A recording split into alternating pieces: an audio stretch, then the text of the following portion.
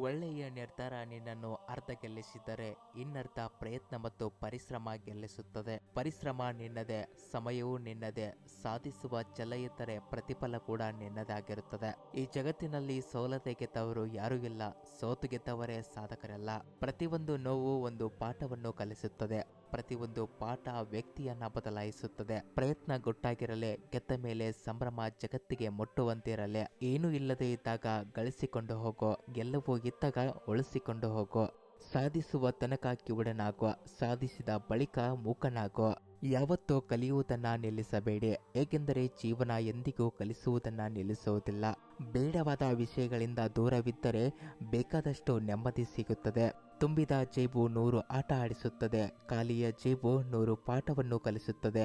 ನಾಳೆ ಎಂಬುದು ಶತ್ರು, ಇವತ್ತು ಎಂಬುದೇ ಸಂಬಂಧಿಕರು, ಈಗ ಎಂಬುದೇ ಮಿತ್ರ, ಈ ಕ್ಷಣ ಎಂಬುದೇ ಜೀವನ.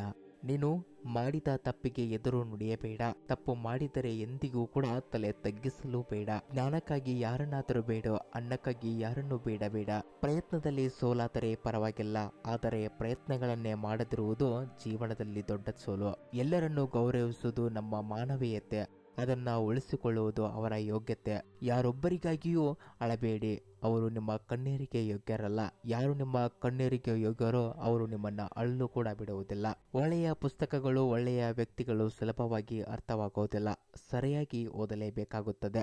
ಶ್ರದ್ಧೆಗೊಂದು ಶಕ್ತಿ ಇದೆ, ಅದು ಜಗತ್ತನ್ನ ಗೆಲ್ಲಬಹುದು. ಅಗತ್ಯಕ್ಕಿಂತ ಕಡಿಮೆ ಮಾತನಾಡುವುದು ಗೆಲುವಿನ ಮೊದಲ ಮೆಟ್ಟಿಲು. ಹಣದಿಂದ ಪಡೆಯಬಹುದಾದ ವಸ್ತುಗಳಿಗೆ ಹಣವನ್ನು ಖರ್ಚು ಮಾಡಿ, ಹಣದಿಂದ ಪಡೆಯಲಾಗದಕ್ಕೆ ನಿಮ್ಮ ಸಮಯವನ್ನು ಖರ್ಚು ಮಾಡಿ. ಸ್ನೇಹಿತರೆ, ಇದು ಇವತ್ತಿನ ವಿಡಿಯೋ ಆಗಿದೆ. ಮತ್ತೊಂದು ದಿನ ಮತ್ತೊಂದು ಟಾಪಿಕ್ನೊಂದಿಗೆ ಸಿಗುತ್ತೇನೆ. ಸೊ ಅಲ್ಲಿವರೆಗೂ thank you for watching this video. ಜೈ ಹಿಂದ್.